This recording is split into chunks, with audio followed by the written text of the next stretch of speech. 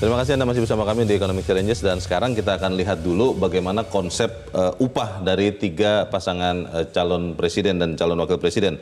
Dalam visi misinya, pasangan Amin berjanji untuk mewujudkan upah berkeadilan dalam meningkatkan kesejahteraan pekerja, menerapkan upah minimum yang adil dan sesuai dengan kondisi daerah tanpa memberatkan pemberi kerja.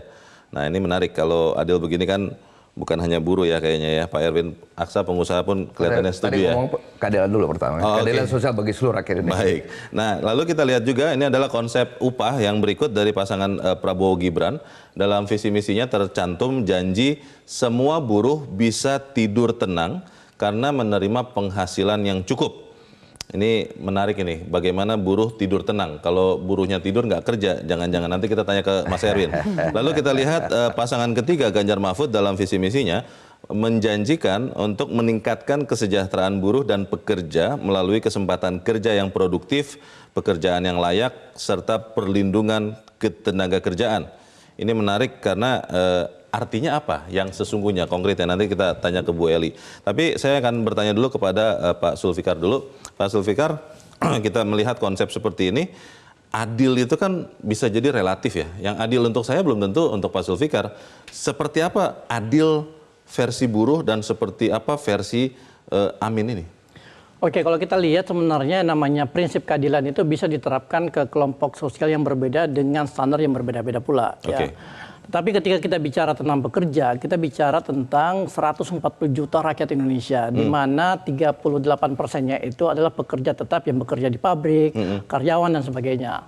Sehingga sebenarnya kita bisa menggunakan standar yang relatif universal untuk kelompok pekerja skala besar ini. Dan ada satu rujukan yang mungkin bisa kita pakai, itu standar kebutuhan hidup layak.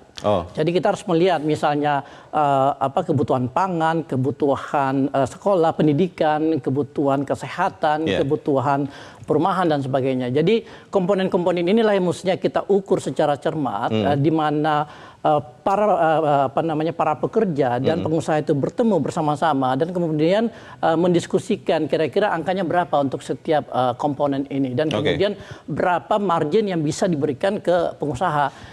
Prinsipnya adalah bagaimana supaya diskusi ini transparan. Pak Zulfikar, pekerja kan banyak asosiasi, banyak serikat. Pengusaha sih relatif ya seragam ya. Betul. Hanya ada dua mungkin yang besar. Tapi pertanyaannya adalah, bisa mempertemukan keinginan buruh dengan keinginan pengusaha yang adil itu nanti di mana? Ya, itu tugas pemerintah, dan keadilan itu seperti saya bilang tadi adalah sebuah mekanisme yang tidak hanya mengacu pada standar tertentu, tapi prosesnya juga harus adil. Jadi kita harus memberi ruang yang setara ke setiap kelompok supaya mereka merasa berpartisipasi di dalam menentukan itu, dan apapun keputusan itu mereka akan terima dengan setulusnya gitu. Itu pengertiannya adil ya untuk Amin. Jelajahi cara baru mendapatkan informasi. Download Metro TV Extend sekarang.